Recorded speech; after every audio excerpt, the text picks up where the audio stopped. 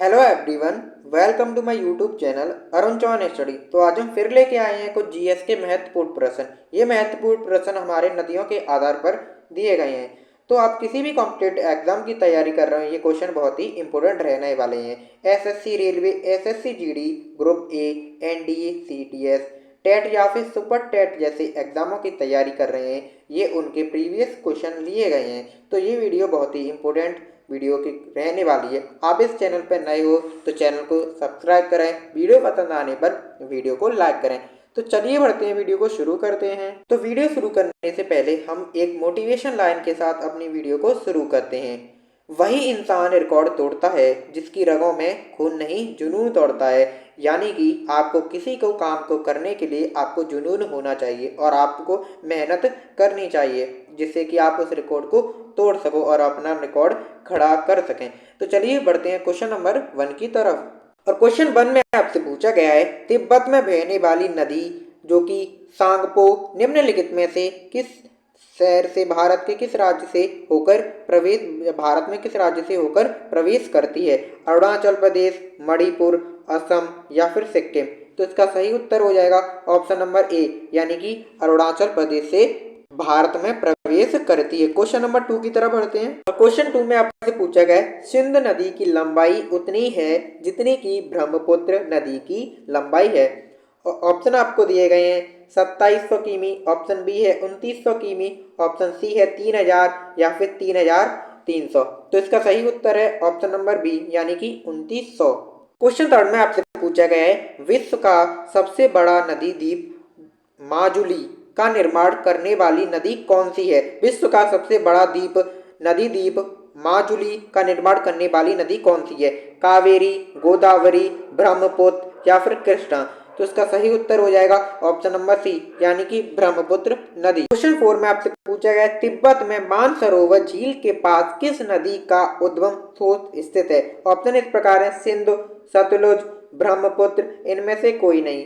तो इसका सही उत्तर है ऑप्शन नंबर डी, जी हाँ, यानी कि इनमें से कोई नहीं। क्वेश्चन नंबर 5 की तरफ बढ़ते हैं। क्वेश्चन 5 में आपसे पूछा गया है, निम्नलिखित में से कौन सी नदी दक्षिण के उत्तरी ओर से प्रभावित होती है? उत्तरी ओर से प्रभावित होती है बेताब, गोदावरी, कावेरी या फिर कृष्णा। तो इसका सही उत्तर है ऑप्शन नंबर ए, बेताब। और क्वेश्चन 6 में आपसे पूछा गया है, कौन सी नदी भेड़ाघाट के समीप कलिप धारा जल प्रपात का निर्माण करती है?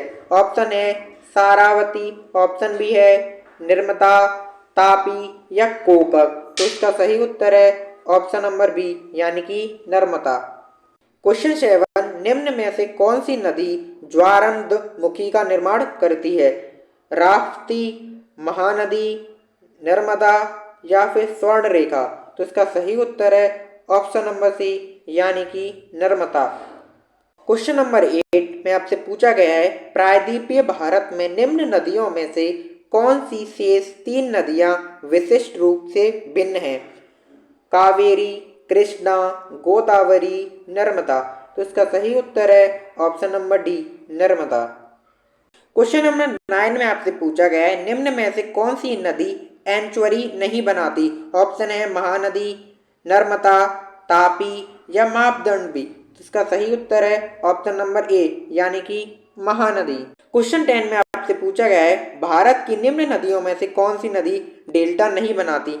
महानदी, तापी, गंगा, गोदावरी। तो इसका सही उत्तर है ऑप्शन नंबर बी, यानी कि तापी। क्वेश्चन 11 में आपसे पूछा गया है, निम्न में से कौन सी भूमि बंधित नदी है? आपको बताना है भूमि बंधित नदी है तापी, कृष्णा, लूनी, मरिया, नर्मदा। तो इसका सही उत्तर है ऑप्शन नंबर सी, यानी कि लूनी नदी। क्वेश्चन 12 में पूछा गया है, मानस नदी किस नदी की उपनदी है? गोदावरी, महानदी, कृष्णा, ब्रह्मपुत्र। तो इसका सही उत्तर है option number D, Brahmaputra. Question 13 में पूछा गया है, भारत में सबसे ऊंची ज्वार वृत्ति वाली नदी कौन सी है? और ऑप्शन है हुगली, कृष्णा, कावेरी, महानदी। इसका सही उत्तर है ऑप्शन नंबर ए, यानी कि हुगली नदी।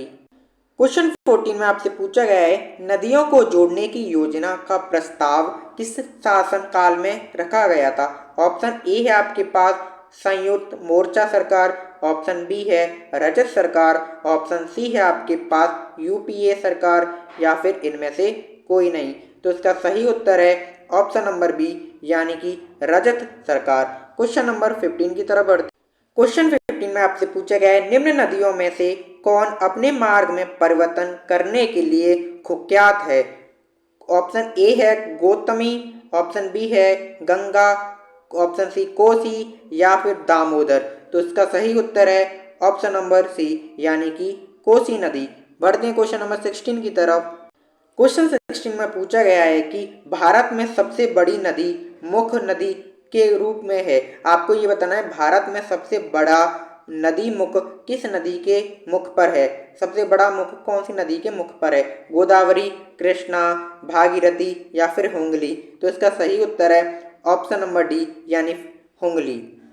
क्वेश्चन नंबर 17 एनडीए क्वेश्चन में एग्जामिनेशन में पूछा गया प्रश्न है। इस क्वेश्चन में आपसे पूछा गया है पंजाब के निर्माण में सबसे महत्वपूर्ण नदी कौन सी है? ऑप्शन है सिंधु, सतलज, व्यास, झेलम। तो इसका सही उत्तर है option number A, Sindhu. Question 18 में आपसे पूछा गया है निम्नलिखित में से कौन सी नदी विंध्य तथा सतपुड़ा पर्वत श्रृंखला के मध्य होकर गुजरती है? और आपके ऑप्शंस हैं गोदावरी, नर्मदा, तापी और गंडक। तो इसका सही उत्तर है ऑप्शन नंबर बी, यानी कि नर्मदा। बढ़ते हैं क्वेश्चन नंबर 19 की तरफ। ये क्वेश्चन बहुत ही महत्वपूर्ण प्रश्न है। क्वेश्चन नंबर 19 में पूछा गया है निम्नलिखित में से कौन सी नदी अरब सागर में गिरती है? और ऑप्शन है गोदावरी, महानदी, माही, या फिर कृष्णा। तो इसका सही उत्तर है ऑप्शन नंबर सी, यानी कि माही। क्वेश्चन नंबर 20 की तरफ। क्वेश्चन नंबर 20 में पूछा गया है प्रायद्वीपीय भारत की सबसे बड़ी नदी कौन सी है? गंगा, नर्मदा, महानदी, गोदावरी। तो इसका सही उत्तर है ऑप्शन नंबर डी, यानी कि गोदावरी। और क्वेश्चन 21 में आपसे पूछा गया है अमरकंटक में कौन सी नदी का उद्गम होता है? नर्मदा, तापी, दामोदर, या फिर महानदी। तो इसका सही उत्तर है ऑप्शन नंबर ए, यानी कि नर्मदा। क्वेश्चन 22 में आपसे पूछा गया है निम्न में से किस नदी को बिहार का शोक कहा जाता है? गंडक, कोसी, सोन, गंगा। तो इसका सही उत्तर हो जाएगा ऑप्शन नंबर बी, यानी कि कोसी को कहा जाता है। क्वेश्चन 23 में पूछा गया है निम्न में से कौन सी नदी हिमालय से परे नहीं है? गंगा, यमुना, सतलुज, या फिर रावी। तो इसका सही उत्तर है ऑप्शन नंबर सी, यानी कि सतलुज। क्वेश्चन नंबर 24 क्वेश्चन में आपसे पूछा गया है निम्नलिखित नदियों में से कौन सी एक विनाशक नदी है? विनाशक नदी कौन सी कहलाती है? ऑप्शन इस प्रकार है गंडक, नर्मदा, तापी, कोसी। तो इसका सही उत्तर है ऑप्शन नंबर डी, यानी कि कोसी। ये क्वेश्चन एसएससी सीजीएल में पूछा गया प्रश्न है। इस प्रश्न में आपसे पूछा गया है निम्न में से कौन सी नदी बंगाल का शोक कहलाती है? बंगाल का शोक कहलाती है दामोदर, सोन, गंडक, हुगली। तो इसका सही उत्तर हो जाएगा ऑप्शन नंबर ए, यानी कि दामोदर। बढ़ते हैं क्वेश्चन नंबर 26 की तरफ। क्वेश्चन नंबर 26 में आपसे पूछा गया है तवा नदी किस नदी की सहायक नदी है? गोदावरी, नर्मदा, तापी, या फिर महानदी। तो इसका सही उत्तर है ऑप्शन नंबर बी, यानी कि नर्मदा नदी। क्वेश्चन नंबर 27 निम्न में से कौन सी नदी प्रारंभ में अरुण नदी के नाम से जानी जाती थी? ऑप्शन है यमुना, सोना, कोसी, चंबल। तो इसका सही उत्तर कौन सा हो जाएगा आपको कमेंट बॉक्स में जरूर बताना है। इसका सही उत्तर हो जाएगा ऑप्शन नंबर सी, यानी कि कोसी नदी। बढ़ते हैं क्वेश्चन नंबर 28 की तरफ। क्वेश्चन नंबर 28 में आपसे पूछा गया है निम्नलिखित में से किस नदी को उड़ीसा का शोक कहा जाता है? ऑप्शन इस प्रकार है ब्राह्मणी, वेतरणी, ऑप्शन सी है दामोदर, और ऑप्शन डी है महानदी। तो इसका सही उत्तर है ऑप्शन नंबर डी, यानी कि महानदी। बढ़ते हैं क्वेश्चन नंबर 29 की तरफ। क्वेश्चन नंबर 29 में आपसे पूछा गया है कौन सी नदी भ्रंश द्रोणी होकर बहती है? कौन सी नदी जो कि क्या होके बढ़ती है? भ्रंश द्रोणी होके बहती है। नर्मदा, सोन, गोदावरी, या फिर कावेरी। तो इसका सही उत्तर हो जाएगा ऑप्शन नंबर ए, यानी कि नर्मदा। बढ़ते हैं क्वेश्चन नंबर 30 की। और आपकी स्क्रीन पर क्वेश्चन नंबर 30 है। इस क्वेश्चन में आपसे पूछा गया है निम्नलिखित में से वह नदी कौन सी है जो एक भ्रंशक घाटी यानी कि रिफ्ट वैली से होके बहती है।